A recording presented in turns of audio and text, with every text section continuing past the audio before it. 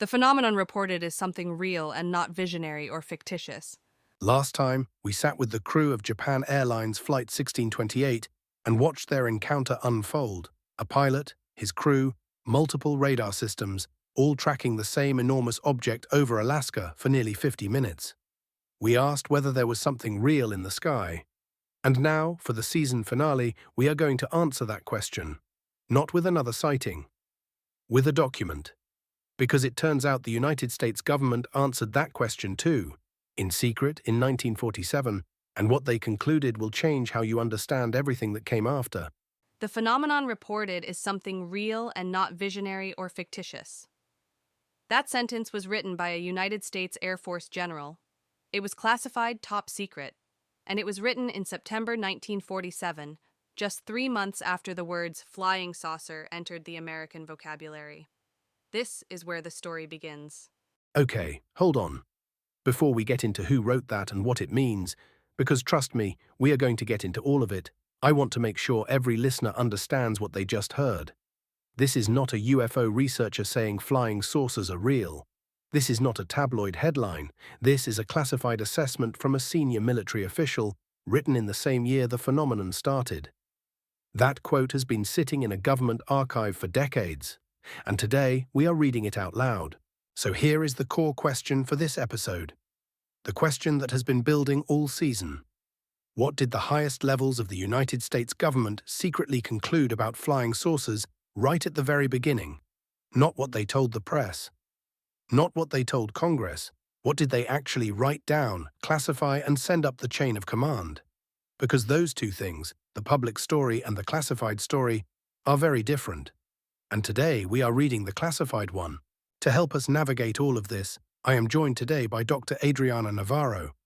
She is a historian of science and intelligence at Stanford, and her research sits right at the intersection of government secrecy, Cold War science, and how institutions manage information they do not want the public to have.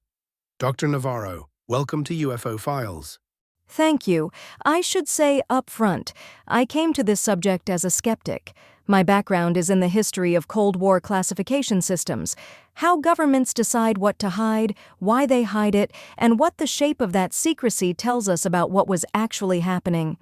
When I first started looking at the 1947 UFO documents, I was expecting to find exactly what most historians expect: bureaucratic confusion, institutional embarrassment, maybe some Cold War anxiety about Soviet aircraft. What I found instead was something much more interesting. And what was that? I found that the earliest classified assessments, the ones written before the government had decided what its public position would be, were remarkably candid. There is a window of about 6 months in 1947 where military officials were writing what they actually thought before the institutional machinery of denial got organized. That window is where the most important documents come from, and the document at the center of today's episode comes from exactly that window. So we are essentially reading the government before it figured out what story it wanted to tell. That is a remarkable thing to have access to. And by the end of today's episode, here is what I want every listener to understand. The United States government's first serious, official, classified conclusion about flying saucers, written by the man responsible for evaluating new aircraft technology for the entire Air Force. And why that conclusion was buried so fast and so deep that most Americans still do not know it exists. To understand why this document matters, you need to understand the moment it was written into. Let us go back to the summer of 1947. The war has been over for less than 2 years. The United States is the dominant military power on Earth. The atomic bomb exists, and the country is just beginning to understand that a new kind of threat, the Soviet Union, is real, growing, and technologically ambitious. Against that backdrop, something strange starts happening in American skies. June 24, 1947, is the date historians use as the starting point. A private pilot named Kenneth Arnold is flying near Mount Rainier in Washington state when he spots 9 objects flying in formation. He describes their movement as erratic, like a saucer skipping across water.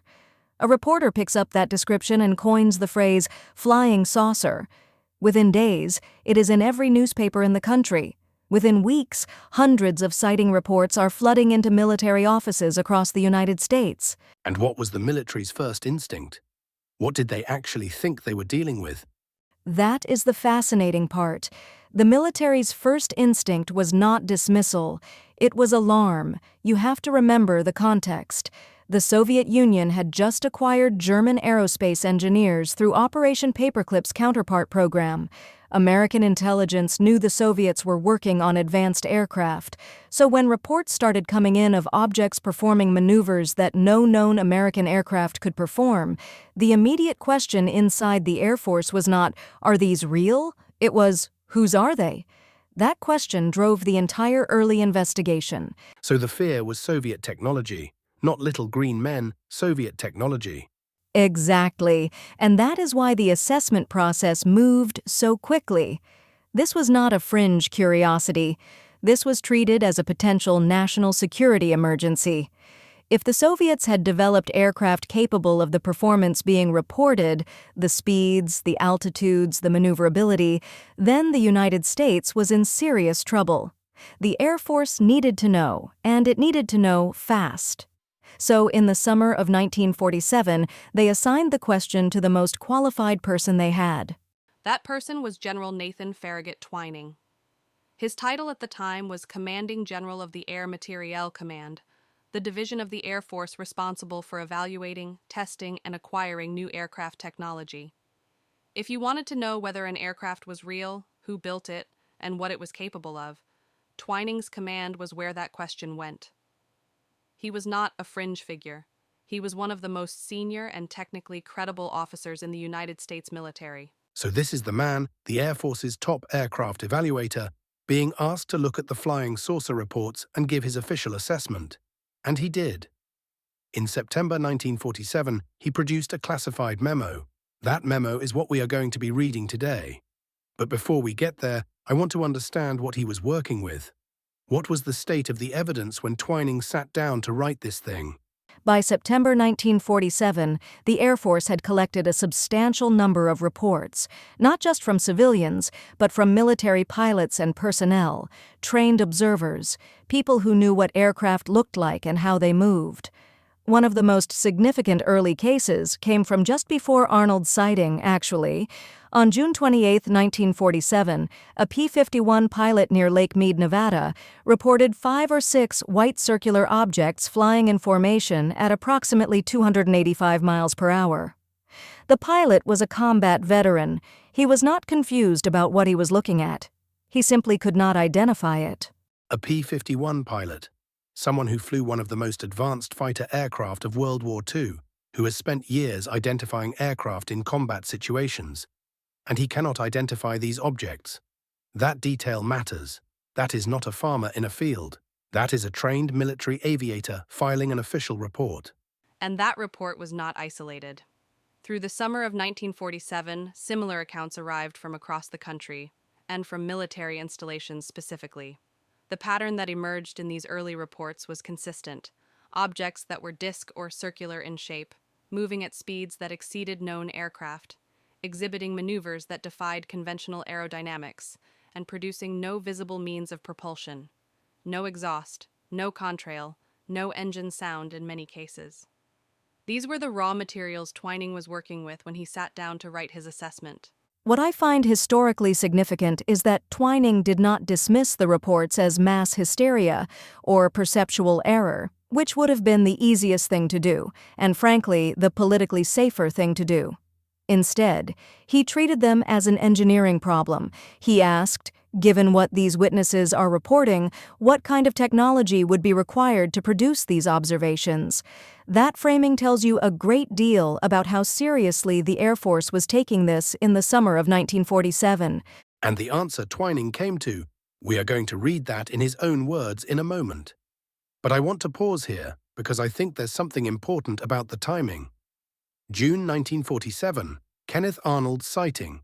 The term flying saucer enters the language. By September 1947, 3 months later, the Air Force's top aircraft evaluator has produced a classified top-secret assessment. 3 months. That is not a slow bureaucracy burying something. That is a fast response. That tells you how urgent they considered this. 3 months is extraordinarily fast for a formal military assessment. To put that in perspective, it took the Air Force longer than that to officially name some of the programs they were running. The speed of Twining's memo tells you that someone very senior pushed for it, pushed hard, and pushed quickly. This was not a routine inquiry.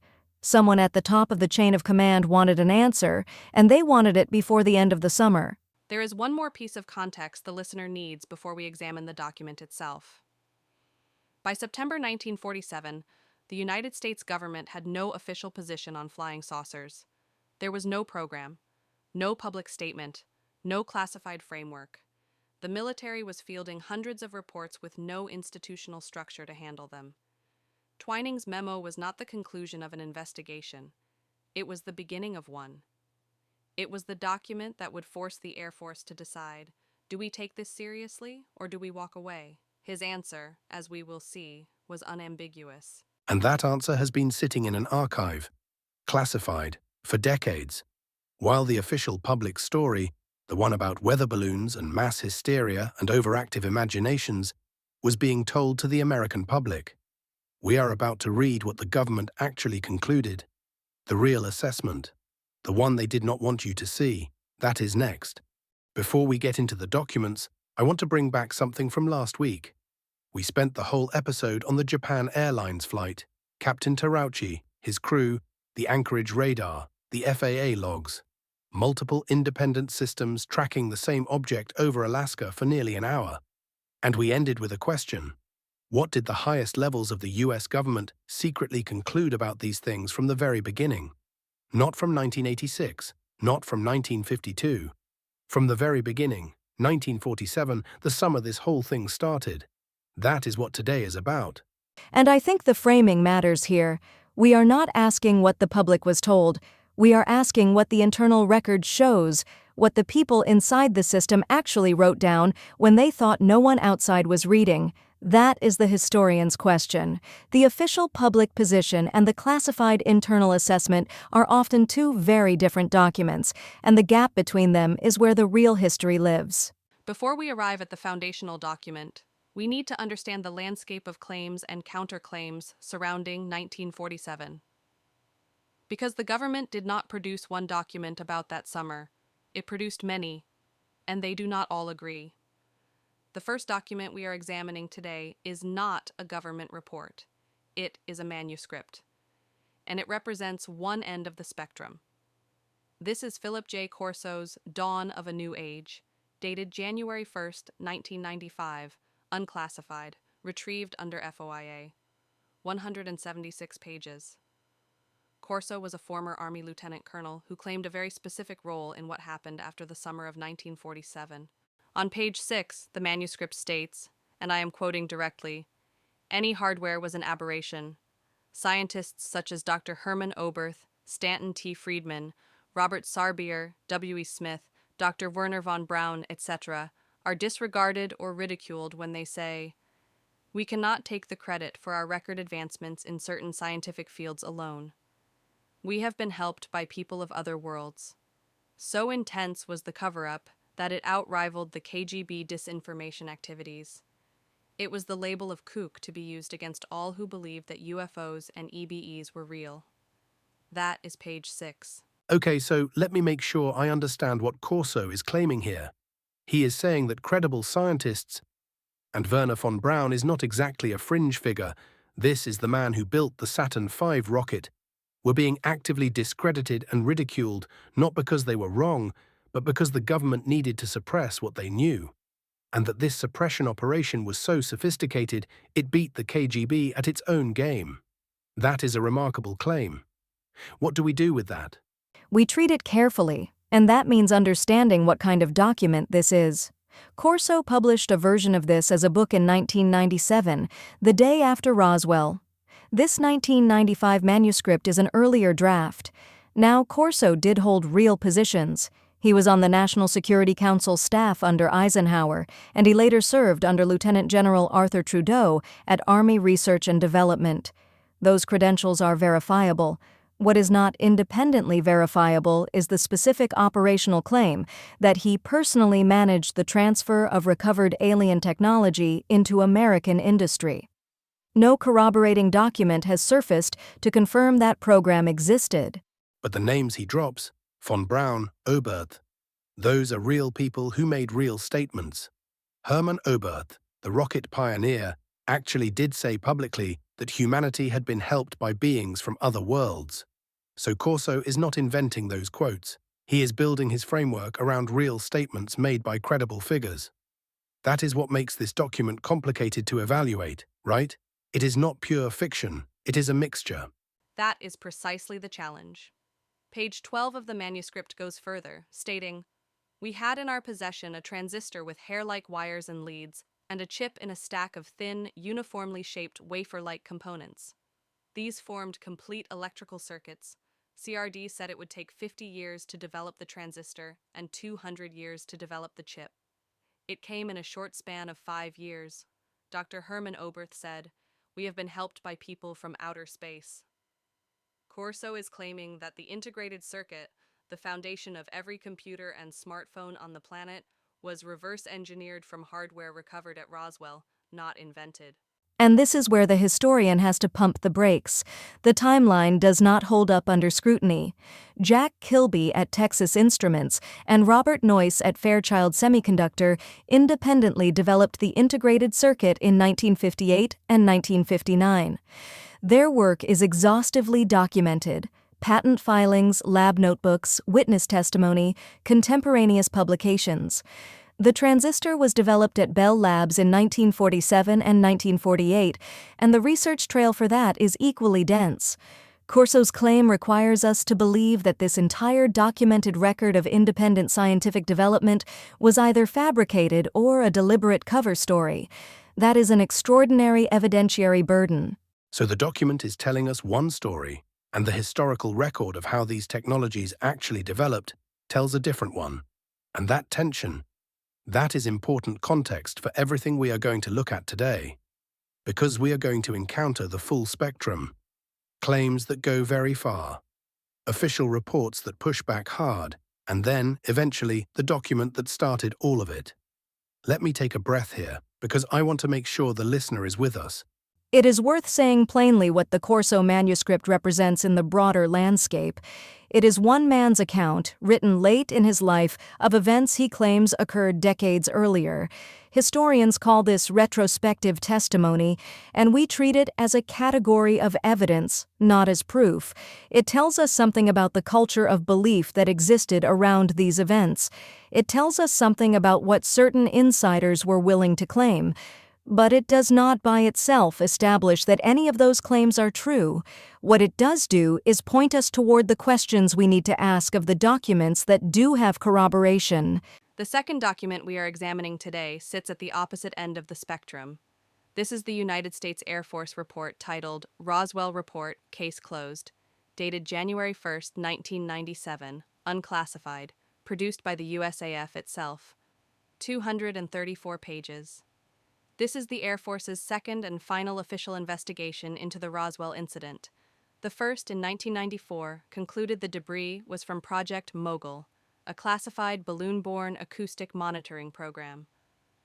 This 1997 report was produced specifically to address the one question the 1994 report left open. What about the reported bodies? On page 16, the report states, and I am reading directly, "Aliens observed in the New Mexico desert were probably anthropomorphic test dummies that were carried aloft by U.S. Air Force high-altitude balloons for scientific research." The word probably is doing significant work in that sentence. The Air Force is not claiming certainty. They are offering the most plausible explanation they could construct. And the foundation of that explanation is that witnesses who reported seeing small bodies in the desert were actually observing crash test dummies dropped from high-altitude balloons in experiments that took place years later. Wait a second. Years later? The Roswell incident is July 1947. The Air Force is saying witnesses saw crash test dummies, but those dummy drop programs didn't start until the 1950s. So the official explanation for what people saw in 1947 involves events that happened in 1953 at the earliest. How does that work? The Air Force addresses this directly. On page 15, the report states, "It appears that UFO proponents have failed to establish the accurate dates for these alien observations, in some instances by more than a decade, and then erroneously linked them to the actual Project Mogul debris recovery." And on page 23, the claims of bodies only became part of the Roswell incident after 1978, when they were erroneously linked to the July 1947 retrieval of Project Mogul components. The Air Force argument is that for 30 years, the story contained no bodies. The bodies entered the narrative in 1978 through researcher Stanton Friedman's interviews with witnesses. The Air Force says those witnesses conflated separate events from different years. This is a psychologically sophisticated argument, and it is not entirely implausible. Memory compression, the tendency for human memory to merge separate events, especially traumatic or unusual ones, into a single coherent narrative, is a well-documented phenomenon. Witnesses who lived in that region of New Mexico in the 1950s absolutely would have encountered dummy recovery operations. The dummies were dropped in the same geographic area. Some landed on private property. There are documented cases of ranchers calling the Air Force to report they had found something strange. The question is whether this fully explains what was reported in 1947 specifically, and that is where the report's argument becomes strained. Because you have to explain why the Army Air Forces issued a press release in July 1947 saying they had recovered a flying disc, and then retracted it within hours. That is not a memory compression problem. That is a documented contemporaneous event. The press release exists, the retraction exists. Something happened in 1947 that caused the Army Air Forces to first announce a recovery and then immediately walk it back. The dummy explanation doesn't touch that at all. The 1997 report does not dispute the 1947 press release. It acknowledges, on page 14, that the predecessor to the U.S. Air Force did recover material near Roswell in July 1947, and that the 1994 report identified that material as debris from Project Mogul. What the 1997 report is specifically addressing is the subsequent claim of bodies, which it attributes to temporal misattribution. The report is carefully scoped. It does not say nothing happened in 1947. It says what happened in 1947 was the Mogul debris, and it says the body accounts are explained by events from the 1950s. And I think the most honest reading of this report is that it is an institutional response to a public relations problem. By 1997, Roswell had become a cultural phenomenon. The town had a museum, there were annual festivals, a major motion picture had just been released. The Air Force was under real pressure to provide a definitive answer. What they produced is a document that is thorough, internally consistent, and built on real programs and real events. Whether it fully explains all the testimony is a separate question, but it is not a fabrication. Project High Dive and Project Excelsior were real. The dummies were real. The geography matches. So we have Corso on one end saying alien technology was reverse-engineered and seeded into American industry, and the Air Force on the other end saying the whole thing was crash test dummies and misremembered timelines. And the listener is probably sitting there thinking, okay, which one is it? And I think the honest answer is, neither of these documents settles the question. What they tell us is that the official and unofficial accounts of 1947 are still, in 2024, genuinely contested. What we need is something that predates both of them, something written in the moment, not decades later. That is exactly right. And this is why the historian's instinct is always to go back to the primary source, the document closest in time to the event. Corso wrote in 1995. The Air Force report was 1997. Both are retrospective. The document that matters most for understanding what the U.S. government actually concluded in 1947 is the one written in 1947. And before we get there, we need to look at two more documents that tell us something important about how the government managed this question in the decades that followed. The third document is a CIA internal memorandum titled Intelligence Responsibilities for Non-Conventional Types of Air Vehicles, dated June 2, 1994, unclassified, retrieved under FOIA. 3 pages. The document is heavily degraded. The optical character recognition quality is poor, which itself tells us something about how these materials were stored and handled. What is legible, however, is the conclusion. On page 3, the document states, and I want to read this exactly as it appears in the declassified version, degraded text and all. No special action is required, of 80 state St. this tine in Regan to the definitioa, or ought. Ironies atioa of satellisense responsibilities. In regi guard to, he subfest matter. Parsed through the OCR degradation, this reads as, no special action is required at this time in regard to the definition or clarification of satellite intelligence responsibilities in regard to the subject matter being non-conventional types of air vehicles. The CIA in 1994 concluded that no action was needed to clarify who was responsible for gathering intelligence on UFOs. You're kidding me. In 1994, the same year the Air Force is producing a 1,000-page report on Roswell, the CIA is writing a memo saying, essentially, we do not need to figure out who is responsible for tracking these things. That is not a reassuring conclusion. That sounds like a gap, a deliberate gap. Or it could be read as a bureaucratic turf decision. By 1994, the official position was that the Air Force, specifically through Project Blue Book, which closed in 1969, had investigated and concluded there was nothing of national security concern. So the CIA saying no special action required could simply reflect that they were deferring to the Air Force's determination. The question is whether that deference was genuine or whether it was institutional cover. And the honest answer is that this document, in its current degraded state, does not tell us enough to know which it was. But the title alone is significant, right? The document exists because someone inside the CIA thought it was worth asking, who is responsible for gathering intelligence on non-conventional air vehicles? That question had to be prompted by something. You don't write a memo about clarifying responsibilities unless there is ambiguity about those responsibilities, which means someone was seeing something that needed to be tracked, and nobody was sure whose job it was. That is a reasonable inference from the document's existence. The fact that the CIA was internally addressing the question of intelligence responsibilities for non-conventional aerial objects in 1994, 47 years after the summer of 1947, suggests the question had not been resolved. A resolved question does not require a memo. The fourth document we are examining today is the United States Department of Defense Manual designated Air Force Record 5040.6 M1, dated October 21, 2002, unclassified. 65 pages. This is a procedural manual for Department of Defense camera operators. It establishes decision logic tables for how visual information should be recorded, handled, and processed across a range of scenarios. It is on its face an administrative document, but one specific table in that manual is worth examining closely. On page 6 of the manual, in the table of contents, it lists C5 T21, UFO and other aerial phenomena imagery, page 53.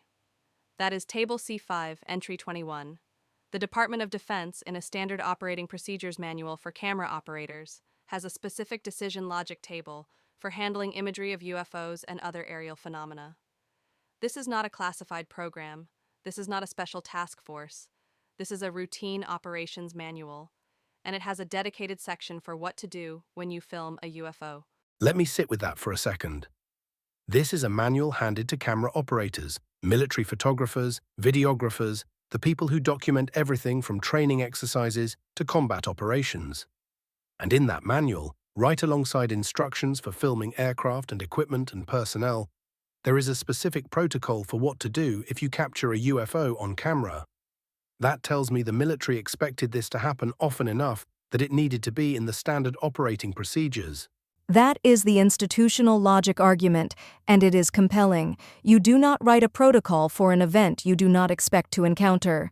Standard operating procedure manuals are built on operational experience.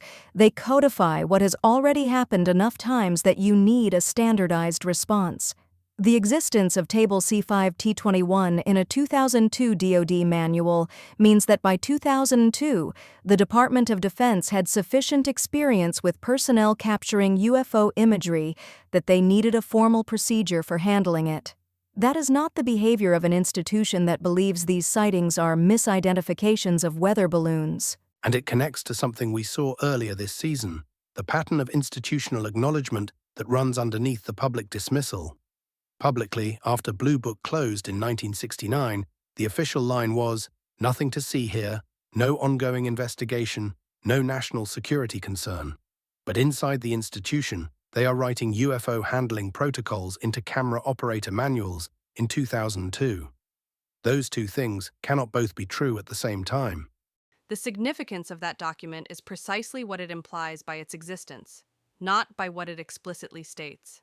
A table of contents entry is not a detailed protocol. We do not have the full text of Table C5T21 in the materials available to us today.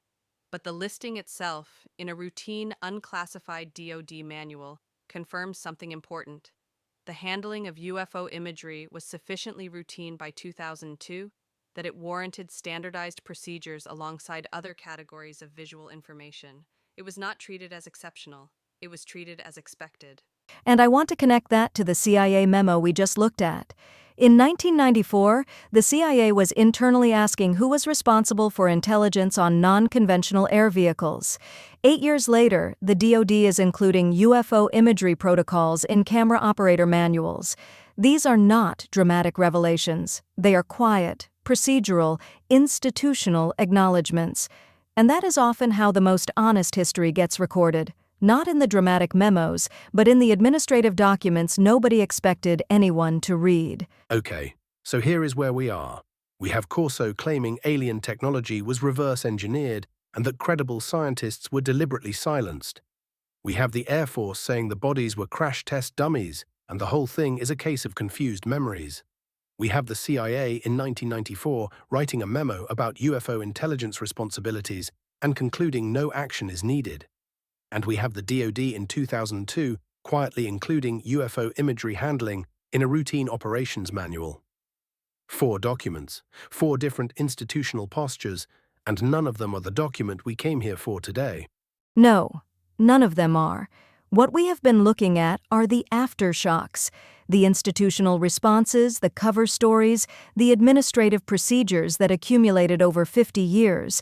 To understand why any of this exists, why there are CIA memos about intelligence responsibilities, why there are DoD protocols for UFO imagery, why a retired Army colonel felt compelled to write 176 pages about reverse-engineered alien technology, you have to go back to the beginning, to the document that started the institutional response in the first place, and that document was written in September 1947. 3 months after the summer of sightings began. 3 months after Kenneth Arnold. 3 months after Roswell, someone at the very top of the US military's technical intelligence apparatus sat down and wrote the first official assessment. And what he concluded, that is what this whole season has been building toward. Okay, so let me make sure I'm tracking everything we've built here. We've got military intelligence directives establishing UFOs as a legitimate national security concern. We've got official Air Force reporting systems that treated these objects with the same seriousness as Soviet aircraft. The pattern is unmistakable. This wasn't fringe speculation, this was institutional. And now we're moving into documents that show what the CIA was doing at the same time the Air Force was filing all those reports. That is the right frame. And the next document adds a specific texture to that picture. Not a sighting report, not a field observation, but internal Air Force correspondence about the management of UFO-related materials. This is a memo from the Office of the Secretary of the Air Force. It is a single page, currently unclassified, and while the document itself is partially corrupted, the text is garbled in several places. What survives is still revealing. The document references enclosing letters from a Major Donald E. Gaylord and, critically, 3 copies of what it calls a declassified scientific panel report. Before we get into the text itself, I want to flag something that matters here. The fact that this memo exists, that someone in the office of the Secretary of the Air Force was physically routing copies of a scientific panel report alongside letters from a named officer, tells us something important about how seriously this was being administered. This was not a curiosity sitting in someone's desk drawer. This was being tracked, copied, and distributed through official channels at the secretarial level. The key passage on page 1 reads, "And I will note that the text is heavily corrupted, likely from age or poor reproduction, as follows. Enclosing the letters Wahav Nefen Fun, Hejor Denald, and Galio.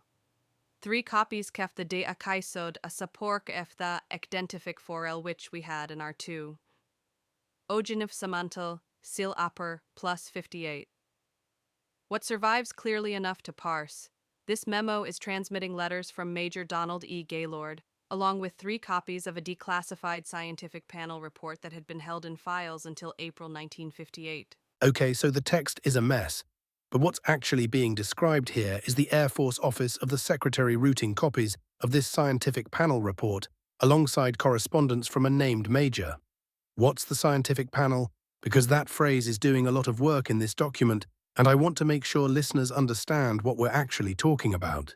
Almost certainly the Robertson Panel, and that name is going to come up again in the very next documents we examine, so this is an important thread to hold on to. The Robertson Panel was a CIA-organized group of top scientists convened in January 1953 to evaluate the UFO evidence that had been accumulating since 1947. The fact that a report from that panel was being stored in Air Force files and then copied and distributed in 1958 tells us the bureaucratic machinery around this subject was still very much active more than a decade after the first sightings. The date notation in the corrupted text, APR plus 58, places this in April 1958. That is 11 years after the 1947 wave of sightings we have been examining throughout this season. The Robertson Panel report referenced here was produced in 1953. So what this memo captures is the continued circulation of that foundational scientific assessment, still being managed, still being copied, still being routed through official channels more than 5 years after the panel concluded its work. The infrastructure of secrecy has its own momentum. Which means this isn't a historical curiosity, this is evidence of an ongoing institutional effort to manage this material. Someone decided in April 1958 that those copies needed to go somewhere specific, alongside those specific letters. That's an active decision, not a filing accident. Precisely. And that brings us directly to the document that explains what the Robertson Panel actually was and how it came to exist. This is a CIA memorandum dated January 20th, 1953. It is classified secret. The FOIA reference is the Consultants for Advisory Panel document, and it runs 4 pages. The subject is the recruitment of scientific consultants for the OSI, that is the Office of Scientific Intelligence, Advisory Panel on Unidentified Flying Objects. This is the CIA, in January 1953, formally organizing a panel of the country's top scientists to review the UFO evidence. Wait, the CIA is recruiting Nobel Prize-level scientists to look at UFO evidence in 1953. That's not a fringe operation. That's the intelligence community at its most serious. The memo on page 1 states, to obtain the services of Dr. Luis W. Alvarez and Dr. Thornton L. Page as ad hoc consultants to the OSI Advisory Panel on Unidentified Flying Objects, scheduled to convene 1st January 1953. Dr. Luis Alvarez is not a minor figure.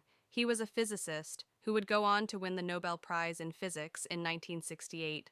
Thornton Page was a prominent astronomer. The CIA was not bringing in credulous enthusiasts. It was bringing in the sharpest scientific minds available and asking them to evaluate the evidence formally. The Alvarez detail is one that historians have spent a lot of time with, and for good reason. By 1953, Alvarez had already done classified weapons work. He understood what it meant to evaluate physical evidence under security constraints. Recruiting him for this panel was a signal. This was meant to be a rigorous, credible scientific review, not a public relations exercise. Whether the panel's conclusions ultimately served scientific rigor or political necessity is a different question, and one the subsequent documents begin to answer. Page 2 of the memo carries the approval notation. It reads, Approved subject to security clearances. Signature. Date, STD, sale 20-1053. The date is January 20th, 1953. This is Director of Central Intelligence Approval, DCI level authorization, for these scientists to receive security clearances so they could review classified UFO materials. The CIA did not simply invite these men to a meeting. It processed them through its security apparatus so they could see the full picture. So the DCI personally signed off on getting these scientists cleared. That's not a mid-level bureaucratic decision. That's the top of the CIA saying, yes, we need our best scientists looking at this, and we need them seeing everything we have. What did they actually review when they got there? That question is answered, at least in part, by the very next document in our sequence. And it is one of the more remarkable records I have encountered in this area of research because it captures the moment of presentation, the actual briefing, the specific materials shown, the specific audience in the room. It is a window into what the CIA considered its strongest evidence. This is a CIA memorandum for record dated January 30th, 1953. It is currently unclassified. The FOIA reference is the briefing of one board on unidentified flying objects document. It runs 2 pages. The subject is a briefing delivered on January 29, 1953, to the One Board. That is the Office of National Estimates Board, one of the most senior analytical bodies in the CIA, on the subject of unidentified flying objects. The briefing was delivered by G. Strong and F. C. Durant. Hold on, the Office of National Estimates Board. For people who don't know what that is, can you put that in context? Because I want listeners to understand exactly who was in that room. The Office of National Estimates was the body responsible for producing national intelligence estimates, the most authoritative, most carefully assessed judgments the American intelligence community produced. These were the documents that went to the President, to the National Security Council, to the most senior decision-makers in government. The One Board was its governing body. Briefing the One Board on UFOs in January 1953 means someone at the CIA believed this subject warranted the attention of the people who assessed the gravest threats facing the United States. The key passage on page 1 of this memo states, "A showing of the motion picture films of sightings at Tremonton, Utah and Great Falls, Montana. Copies of the report of the Scientific Advisory Panel on Unidentified Flying Objects had previously been made available to the board." 2 things are happening simultaneously here. The One Board is being shown actual motion picture footage of UFO sightings, and they have already been given copies of the Robertson Panel report to read beforehand. This was a prepared, substantive briefing, not a casual update. They're showing motion picture films to the people who write intelligence estimates for the president. Films of actual sightings, and those board members had already read the scientific panel report going in. So this wasn't, hey, have you heard about these flying saucer stories? This was a full briefing with visual evidence and scientific analysis already in hand. The Tremonton, Utah footage and the Great Falls, Montana footage were 2 of the most analyzed UFO films in existence at that point. The Tremonton film, shot in July 1952 by Navy Warrant Officer Delbert Newhouse, showed a group of luminous objects maneuvering in ways that Navy photo analysts initially concluded could not be explained as birds, balloons, or aircraft. The Great Falls footage, shot in 1950 by a minor league baseball team manager named Nicholas Mariana, showed 2 bright objects moving across the sky. Both films had been subjected to serious photographic analysis before this briefing. What strikes me every time I look at this memo is the phrase, "previously been made available to the board." That is bureaucratic language for, we prepared them. Someone decided the One Board needed to see this material, arranged for the Robertson Panel report to be distributed in advance, and then brought in Strong and Durant to walk them through the film evidence. That level of preparation signals institutional intent. Someone senior wanted the One Board fully informed and wanted the briefing to land. And this is January 1953, just months after the Robertson Panel itself convened. So the CIA is simultaneously organizing the scientific review and briefing its most senior analytical board on the same evidence.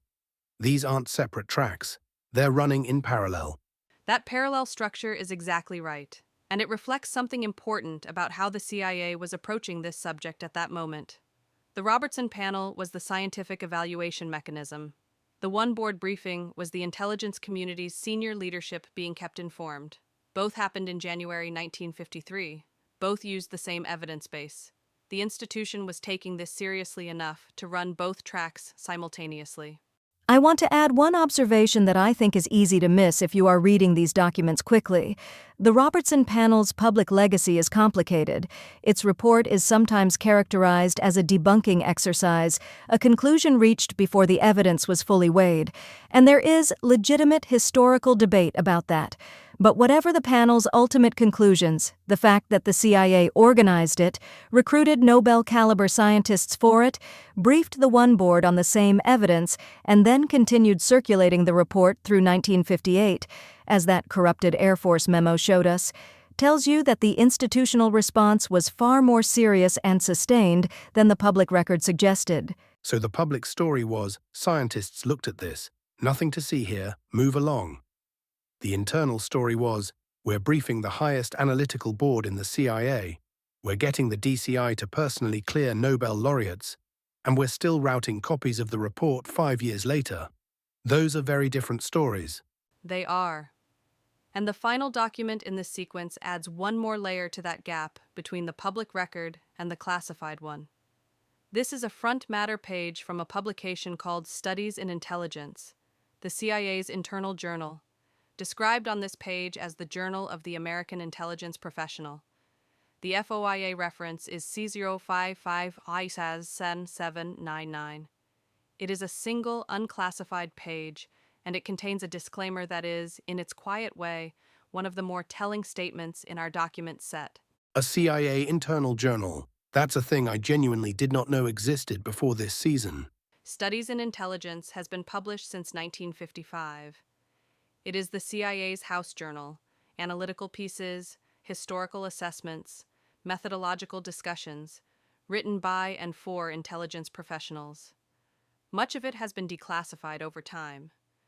But page 1 of this document states, some issues of Studies in Intelligence each year remain classified and are not circulated to the public, resulting in numbering gaps. That phrase, numbering gaps, is the tell. When you look at the public collection of Studies in Intelligence, there are years where issues are simply missing. The numbers skip. Those are the classified ones. For a historian, this is a deeply familiar phenomenon, but it never gets less striking. The CIA published analytical assessments of topics it considered important enough to study rigorously, and some of those assessments were classified and never released. We do not know which specific issues remain classified. We do not know what subjects they covered, but we know the gaps exist because the document tells us they do. It is the intelligence community acknowledging, in an unclassified disclaimer, that significant portions of its own analytical record remain hidden. And given everything we've seen today, the one-board briefings, the Robertson panel, the DCI-level clearances for scientists to review UFO evidence, the question of what's in those missing issues of Studies in Intelligence is not a small one.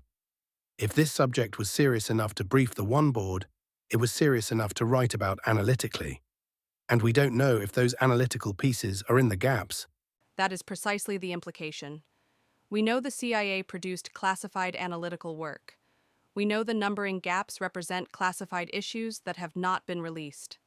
We cannot say with certainty that UFO-related analysis appears in those gaps, but we can say that the subject was taken seriously at exactly the level of institutional seriousness that would generate that kind of analytical writing. The absence of evidence is not evidence of absence. It is evidence of a decision not to release. There is a phrase I use with my students when we encounter this kind of archival silence, classified omission. It is different from an absence of interest. An absence of interest produces no records at all. A classified omission produces records. We can see their outlines, their numbering gaps, their routing slips, but withholds their content. What we have been examining throughout this episode is a pattern of classified omission. The records exist. The question is what they say. Okay, so let me take a breath here and lay out where we are, because I want listeners to feel the weight of what we've assembled. We have an Air Force memo from the Office of the Secretary routing a scientific panel report through official channels in 1958, 11 years after the first sightings. We have the CIA recruiting Nobel Prize-winning physicists and getting DCI approval for their security clearances to review UFO evidence in 1953. We have a briefing of the Office of National Estimates Board, the people who write intelligence assessments for the president, using actual motion picture film of UFO sightings. And we have a CIA journal with acknowledged gaps, where classified issues have never been released. That is the architecture of serious, sustained institutional engagement. Not curiosity, not fringe interest, institution. That summary is accurate, and I want to add one historical observation. Everything we have discussed today, the Robertson panel, the one-board briefing, the Air Force routing of scientific reports, these are the visible edges of the institutional response. They are the parts that survived declassification, the parts where the paper trail was not fully suppressed. The question that has driven serious researchers for decades is, what do the parts we cannot see look like? And for most of this season, that question has remained open. But there is one document, one specific piece of paper, that changes the frame entirely. Because it does not show us the response, it shows us the origin. There is one more document, and it does not fit neatly into the sequence we have been building. It predates everything we have discussed today. It predates the Robertson panel, the one-board briefing, the Air Force routing memos, the CIA consultant recruitment. It predates all of it by 6 years. And it is the document that made all of those subsequent efforts necessary. Wait, 6 years before the Robertson panel? That puts us back at the very beginning, 1947. September 23rd, 1947. This is a top-secret memorandum. The author is General Nathan F. Twining, Commanding General of Air Materiel Command, the Air Force's technical and engineering authority, the organization responsible for evaluating aircraft capabilities. The document is addressed to the Commanding General of the Army Air Forces. Its subject is AMC Opinion Concerning Flying Discs. The FOIA reference is Document 721. It is the first official military assessment of the UFO phenomenon at the command level, and it was classified top secret the moment it was written. I want listeners to sit with the significance of who Nathan Twining was, because it matters enormously for what he wrote. This is not a field officer speculating about something he saw in the sky. This is the head of Air Materiel Command, the man whose organization built, tested, and evaluated aircraft. When Twining wrote about what flying discs were capable of, he was writing from the perspective of someone who understood aircraft performance at the deepest technical level. He knew what human technology could and could not do in September 1947. That context is everything. So when the head of the Air Force's technical command, the guy who knows more about what aircraft can do than almost anyone alive, writes a top-secret memo about flying discs, what does he say? On page 1 of the Twining Memorandum, document 721, he writes, "The phenomenon reported is something real and not visionary or fictitious." Those are the first substantive words of the first official military assessment of UFOs at the command level, not "we are investigating claims," not "witnesses report." The Commanding General of Air Materiel Command states, as a conclusion, that what people were seeing was real, that it was not imaginary, that it was not made up. He had reviewed the evidence, and he reached that conclusion in September 1947. 3 months after Kenneth Arnold's sighting launched the modern UFO era. 3 months. He had 3 months of data, and the head of the Air Force's technical command concluded it was real. Not possibly real, not warrants further investigation, real, and not visionary or fictitious. He's directly addressing the idea that these people were imagining things, and he's saying, no, they weren't. The memo continues. And this is where the document stops being a validation of sightings and becomes something considerably more significant. Twining does not stop at, "it is real." He describes what it is. On page 1, he writes that the objects, and I am reading his exact language, exhibit extreme rates of climb, maneuverability, particularly in rolls or banks, and action which must be considered evasive when sighted or contacted by friendly aircraft and radar. 3 specific performance characteristics: extreme climb rates, extreme maneuverability, and evasive action. That last phrase is the one that I think historians have not given enough weight. Evasive when sighted or contacted. Twining is not describing atmospheric phenomena. He is not describing balloons or meteors or misidentified aircraft. He is describing objects that respond to being observed, that change their behavior when they detect military aircraft or radar. Evasive action is a term of art in military aviation. It means deliberate, reactive maneuvering to avoid engagement. Twining used that phrase knowing exactly what it implied. Let me make sure I'm hearing this correctly. The head of Air Materiel Command is saying these objects, in 1947, 3 months into the phenomenon, are demonstrating evasive action. They're reacting to military contact. He's describing behavior that implies awareness, implies intent. That's not a weather balloon. That's not swamp gas. That's something that knows it's being tracked and responds to it. Twining goes further still. Also on page 1, he writes that the described objects have the appearance of a disk, are as large as man-made aircraft, and lack conventional tail assembly. He notes they appear to have a metallic or light-reflecting surface. He describes them as circular or elliptical in shape, flat on bottom and domed on top. This is not a general description. This is a technical characterization, the kind of language an engineer uses when documenting an observed technology. And then he adds the assessment that has defined the debate ever since. The possibility that these objects are of domestic origin, the product of some high-security U.S. project, does not seem valid. That negative conclusion about domestic origin is in some ways the most consequential sentence in the entire document. Twining ran the organization that would know if the United States had developed this technology. He had access to the classified programs. He had the clearances, and he concluded that what was being reported was not American, which left, in 1947, a very limited number of explanations.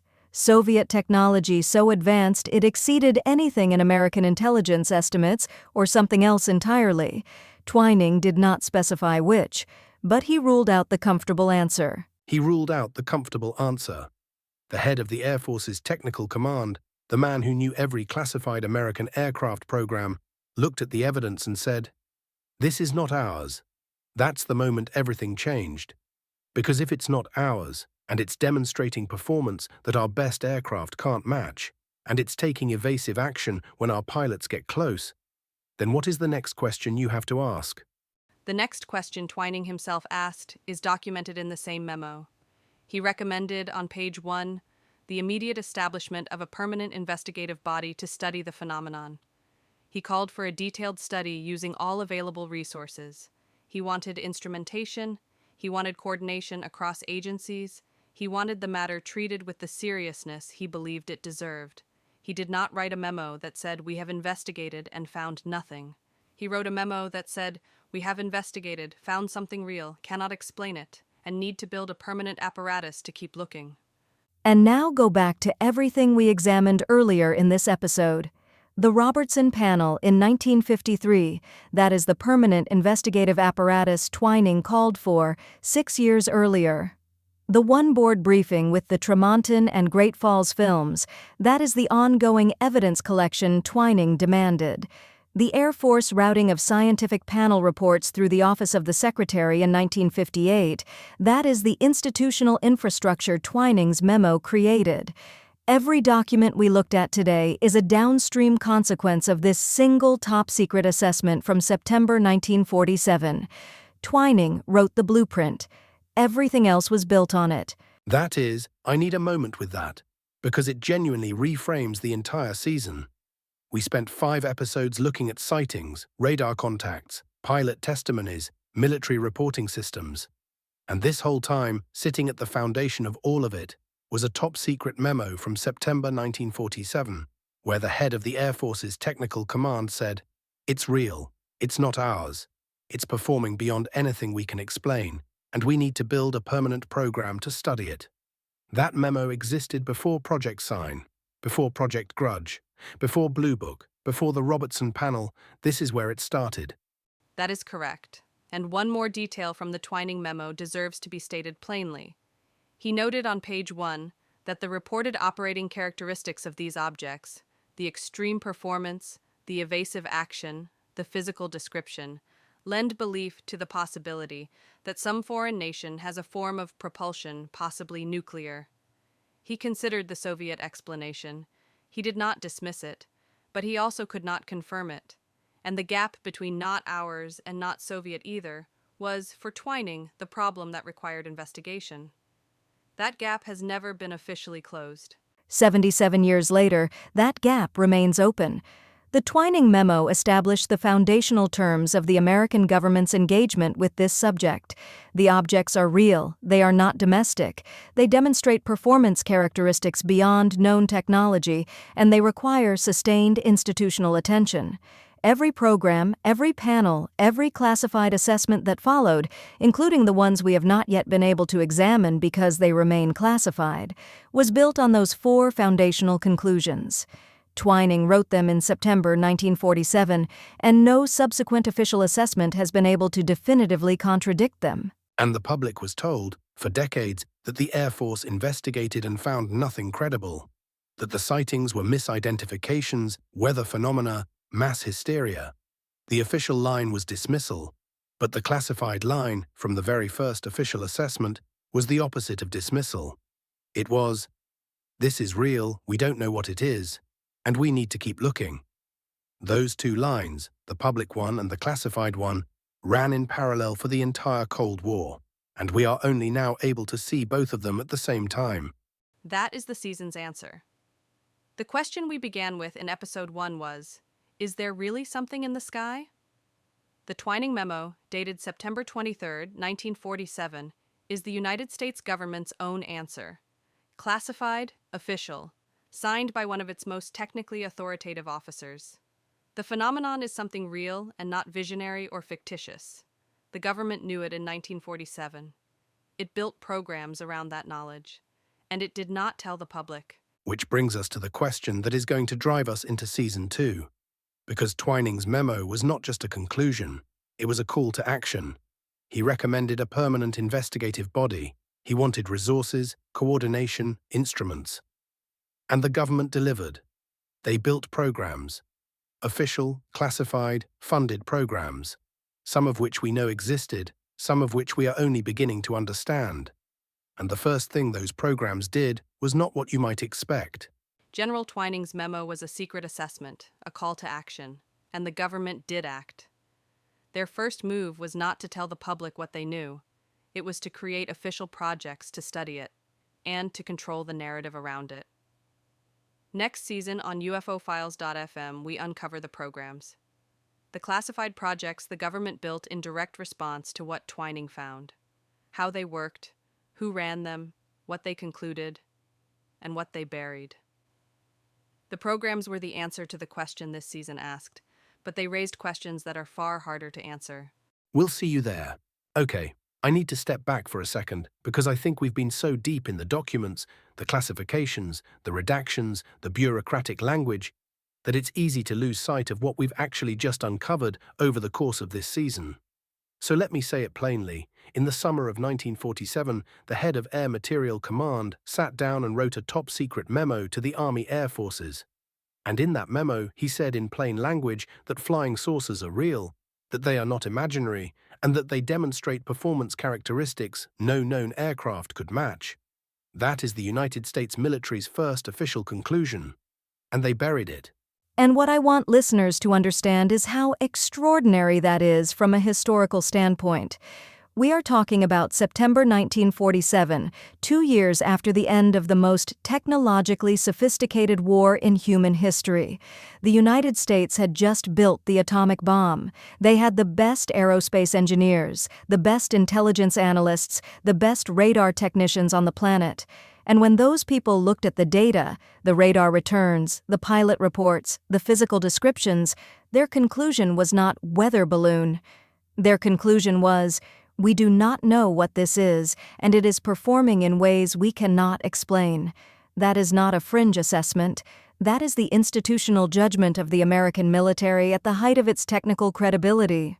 And the paper trail across this season makes one thing unmistakable. This was not a single assessment that existed in isolation. From the earliest Project Sign evaluations, through the Robertson panel's deliberations, through the CIA coordination memos, through the briefing documents, there is a consistent thread. The phenomenon was treated as a serious intelligence problem. The question being asked internally was never, "Are these real?" The question was always, "What are they, and what do we do about the fact that we cannot answer that?" And that distinction matters enormously, doesn't it? Because the public story, the one that was handed to journalists and senators and curious civilians for decades, was, "We looked into it and there's nothing there." But the internal story, the one we've been reading in the actual documents, is completely different. The internal story is, "We looked into it, we cannot explain it, we are genuinely concerned, and we are going to keep looking." Those are two completely different conclusions. And the government was telling one story publicly while living with the other one privately. This is the pattern I've spent my career studying, and I want to be precise about what it tells us, because it is easy to reach for the word cover-up and stop there. What the documents actually show is something more complicated and, in some ways, more troubling. It is not simply that officials lied, it is that institutions developed a systematic capacity to compartmentalize, to say one thing in a public press release and record something entirely different in a classified memo. And once that capacity is established, once the infrastructure of managed disclosure is built, it becomes self-perpetuating. The next generation of officials inherits the system. They don't decide to deceive, they just operate within a framework that was already designed to. That might be the most unsettling thing you've said all episode. Because it means you don't even need bad actors to sustain something like this. You just need bureaucracy. What the documents reveal, taken together, is a 75-year institutional reflex. When the phenomenon appears, the response is, classify the serious analysis, release the dismissive summary, refer public inquiries to the Air Force, and ensure that the agencies doing the most sensitive work remain invisible in the public record. The CIA coordination memos from 1958 showed us exactly how that referral system worked in practice. The Robertson panel documents showed us how scientific credibility was marshaled to justify public dismissal while the classified assessment remained far more ambiguous. And the Twining memo showed us where all of it began, with a conclusion that was serious, urgent, and immediately locked away. My single takeaway after everything we've examined today is this: the most significant thing about General Twining's 1947 memo is not what it concludes, it is what it triggers. Because a memo like that, top secret, from a four-star general concluding that an unidentified phenomenon is real and technically sophisticated, does not sit in a drawer. It generates action. It generates programs, budgets, personnel assignments, follow-on investigations. And those programs, by definition, were designed to operate below the threshold of public awareness. Twining didn't just document the phenomenon. He set the institutional machinery in motion. And that's exactly where we have to go next. Because here's what's been nagging at me through this entire season. We've established, document by document, that the sightings were real. Or at least that the military treated them as real. We've established that the highest levels of the Air Force and the CIA were engaged with this problem seriously and secretly. We've established that the public story and the classified story were two different things. But we haven't yet asked the follow-up question, the one that actually keeps me up at night. What did they do about it? General Twining's memo was a secret assessment, yes, but it was also a call to action. And the government acted. Their first move was not to tell the public what they knew. Their first move was to create official projects, programs with names, budgets, and classified mandates, to study the phenomenon, and, critically, to manage what reached the public. The infrastructure of those programs, the way they were structured, who controlled them, and what they actually found, that is the story of the next chapter. So you're telling me that after everything we've uncovered this season, after Twining's memo, after the Robertson panel, after the CIA coordination memos, all of that was just the beginning? That there were actual programs, with actual funding, running in parallel to everything the public was being told? Programs with names, projects, Sign, Grudge, Blue Book, those are the ones that eventually became public. But the documents already suggest something else was operating beneath them, something that did not have a public name, something that the standard declassification process was specifically designed not to reach.